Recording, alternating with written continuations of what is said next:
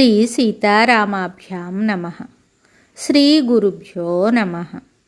మహాకవి శ్రీ వాల్మీకి మహర్షి విరచిత శ్రీమద్ రామాయణము. స్కంద పురాణాంతర్గత శ్రీమద్ రామాయణ మహత్యం. మొదటి అధ్యాయము. ఈ సమస్త జగత్తునకు శ్రీరాముడే శరణ్యుడు. ఇహపర లాభములకు మనకు రాముడే గతి. శ్రీరాముని స్మరణము వలననే కలిదోషములన్నీ నశించును. సమస్త కార్యములను సిద్ధించుటకై ఆయనకు నమస్కరింతును. భయంకరమైన కాలసర్పము శ్రీరామునకు భీతిల్లును. సమస్త జగత్తు శ్రీరాముని అధీనముననే ఉండును. శ్రీరాముని అందే నాలో అచంచలమైన భక్తి కుదురుకొని ఉండుగాక. ఓ రామ, నీవే నాకు దిక్కు. శ్రీరామచంద్రుడు చిత్రకూట నివాసి. సీతాదేవి యొక్క ఆనందమునకు నెలవైనవాడు. భక్తులకు అభయమునిచ్చువాడు. పరమానంద స్వరూపుడు. అట్టి ప్రభువునకు ప్రణమిల్లెదను. లోకసాధకులైన, సృష్టి స్థితి లయకారకులైన బ్రహ్మ విష్ణు మహేశ్వరులు త్రిమూర్తులు శ్రీరాముని యొక్క అంశలే. పరమ పవిత్రుడు సచ్చిదానంద స్వరూపుడు ఆదిదేవుడు అయిన శ్రీరాముని నేను సర్వదా భజింతును. ఋషులు సూతునితోటి ఇలా చెప్తున్నారు: ఓ పూజ్యుడా, నీవు గొప్ప విద్వాంసుడవు. మేము అడిగిన విషయములను అన్నింటినీ చక్కగా విశదపరిచితివి. ఈ సంసార బంధములలో చిక్కుకొనిన వారికి దుఃఖములు అనంతములు. ఈ సంసార బంధముల నుండి విముక్తి కలిగించువారెవరు? వైదిక ధర్మములన్నీయును కలియుగమున నిరాదరణమునకు గురియగునని నీవు తెలిపి ఉంటివి. అధర్మ మార్గములను అనుసరించడి వారికి సంభవించు తీవ్ర వేదనలను గురించి నీవు పూర్తిగా తేటతెల్లము గావించితివి. ఘోరమైన కలియుగము ప్రారంభమైనంతనే వైదిక ధర్మములు లుప్తమగును, నాస్తికత్వము పెచ్చుపెరుగును అని పెద్దలందరూ పేర్కొని ఉన్నారు. కలియుగమునందలి జనులు కామాతురులు, పొట్టివారు, లోభులు అయి ఉంటారు. వారు ధర్మమును అట్లే భగవంతుని కూడా ఆశ్రయింపక తమలో తాము ఒకరిపై ఒకరు ఆధారపడి ఉంటారు. కలియుగమున అందరును అల్పాయుష్కులను అధిక సంతానము గలవారును అవుతారు. స్త్రీలు తమ శరీర సౌందర్య పోషణలకై ప్రాధాన్యం ఇస్తారు. వారు స్వార్జితము మీద ఆధారపడి జీవించుటకై ప్రాకులాడుతారు. లావణ్యమును సాధనముగా చేసుకొని వేశ్యావృత్తిని అవలంబించుటకు సిద్ధపడతారు. స్త్రీలు పతి ఆజ్ఞను లక్ష్య పెట్టక ఇతరుల ఇండ్లకు స్వేచ్ఛగా తిరిగొస్తూ ఉంటారు. వారు స్వయంగా శీలము లేని వారై దుశ్శీలురైన పురుషులను కాంక్షిస్తూ ఉంటారు.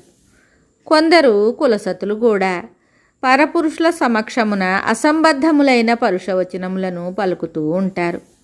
అసత్యములాడుతూ ఉంటారు. వారి వస్త్రధారణాదులు సంస్కారరహితముగా ఉంటాయి. కలియుగమున స్త్రీలు తరచుగా వ్యర్థ సంభాషణలు చేస్తూ ఉంటారు. భిక్షాజీవనులైన సన్యాసులు కూడా బంధుమిత్రుల సంబంధములలో చిక్కుకొని ఉంటారు. వారు సుఖజీవనమునకై శిష్యుల అనుగ్రహమును పొందటానికి ప్రాకులాడుతూ ఉంటారు. ద్విజులు నాస్తికులతో కూడి తిరుగుతూ అదే పనిగా నాస్తికవాదములను చేస్తూ ఉంటారు. అది కలియుగ లక్షణ విజృంభణకు సంకేతము. శ్రేష్టమైన బ్రాహ్మణ కుటుంబములలో పుట్టినవారు సైతము శిఖ యజ్ఞోపవీతములను విడిచిపెడతారు. ఓ ప్రతిభాశాలి సూత, రాక్షసులు కలియుగమున బ్రాహ్మణ కుటుంబములలో జన్మిస్తారు. వారు ఆ స్థితి నుండి, రాక్షస లక్షణముల నుండి ఎట్లు విముక్తులవుతారు? భగవంతుని సేవించు విధానములయందు మత సాంప్రదాయముల విషయమున జనులు పరస్పరము విరోధములను కలిగి ఉంటారు. ద్విజులు స్నాన సంధ్యాది అనుష్ఠానములను ఉల్లంఘిస్తూ ఉంటారు. దైవ సేవలను మానివేస్తారు. కలియుగమున బ్రాహ్మణులు కంచుకొమ్ములను అంటే చొక్కాలు మొదలగు వాటిని, తలపాగాలను అంటే టోపీలు మొదలగు వానిని ధరిస్తారు. ఓ బ్రహ్మజ్ఞాని, ఘోరమైన ఈ కలియుగమునందు పాపాత్ములకును మనశుద్ధి లేని వారికి నిష్కృతి విముక్తి ఎట్లు లభించును? ద్విజులు శూద్రులు ఇచ్చిన జలమును త్రాగుతారు. వారు వండిన అన్నమును వారితో కూడి భుజిస్తారు. అట్లు శూద్రుల సాంగత్యముతో ఆహార వ్యవహారములు నడిపేవారు పవిత్రులకు మార్గం ఏది?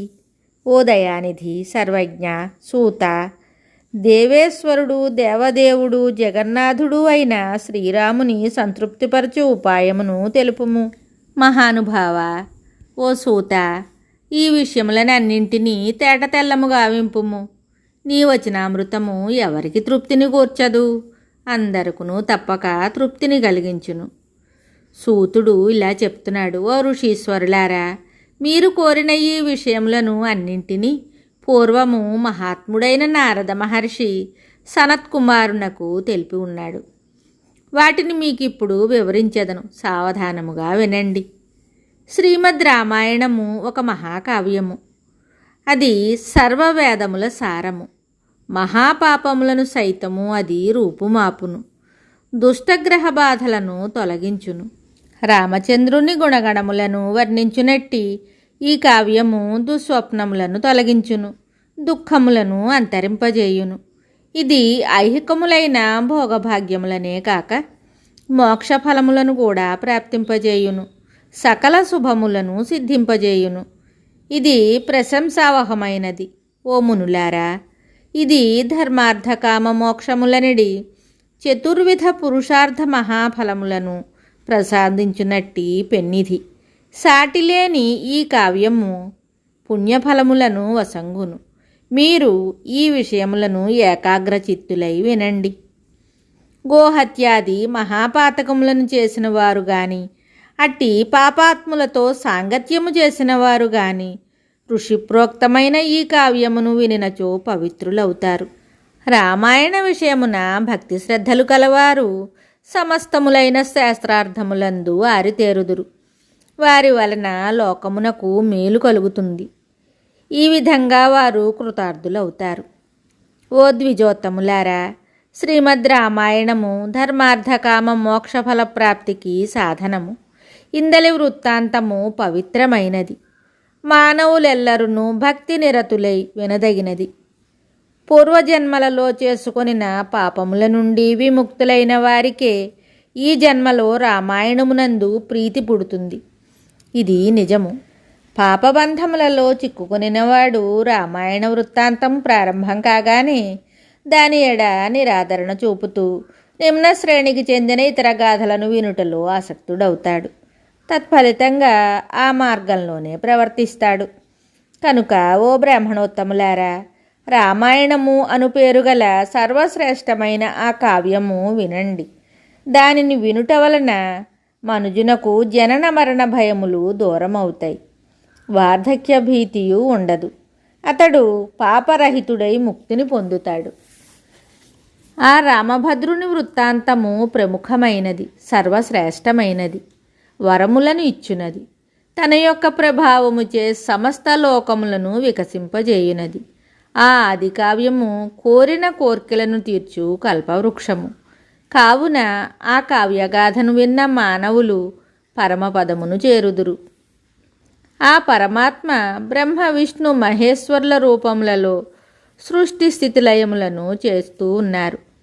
సర్వశ్రేష్ఠుడును పరాత్పరుడును అయిన ఆ ఆది దేవుని మనసున నిలుపుకొనిన మానవుడు ముక్తిని పొందును. ఆ పరమాత్మ కార్యకారణములకు అతీతుడు. నామ రూప జాతి భేదములు లేని సర్వోత్కృష్టుడు. వేదశాస్త్రముల ద్వారా ఎరుగదగినవాడు. స్వయం ప్రకాశుడు. పురాణములు వేదములు ఆయననే వర్ణించును. ఈ రామాయణ కావ్య పఠనము ద్వారా అతడు లభ్యుడు.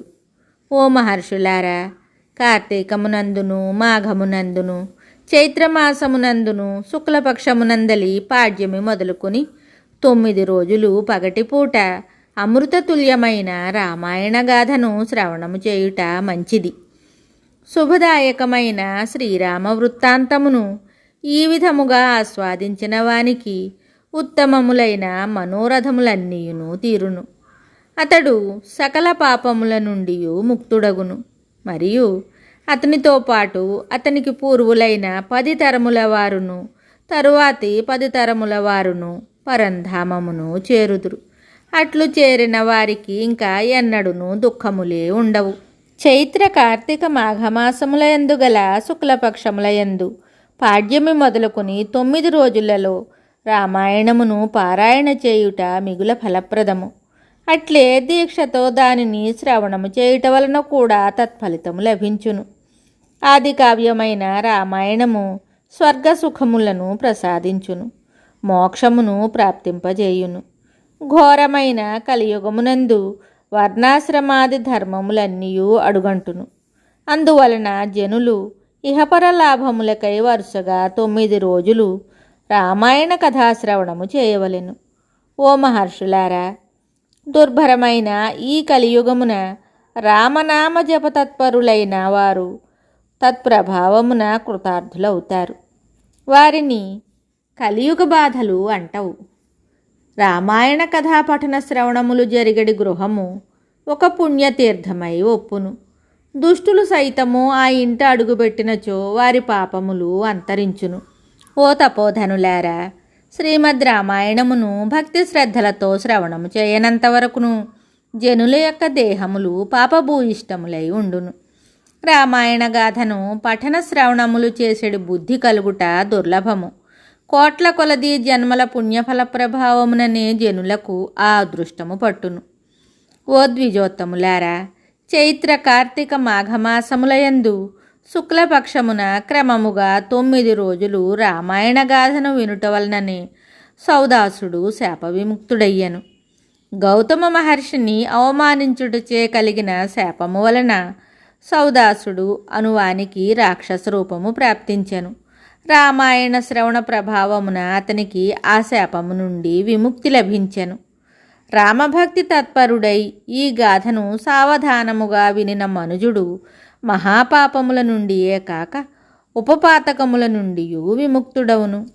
శ్రీ స్కందపురాణాంతర్గత ఉత్తరఖండమునందలి నారద సనత్కుమార సంవాదమునందు రామాయణ మహత్యమున కల్పానుకీర్తనము అను మొదటి అధ్యాయము సంపూర్ణం. శుభం.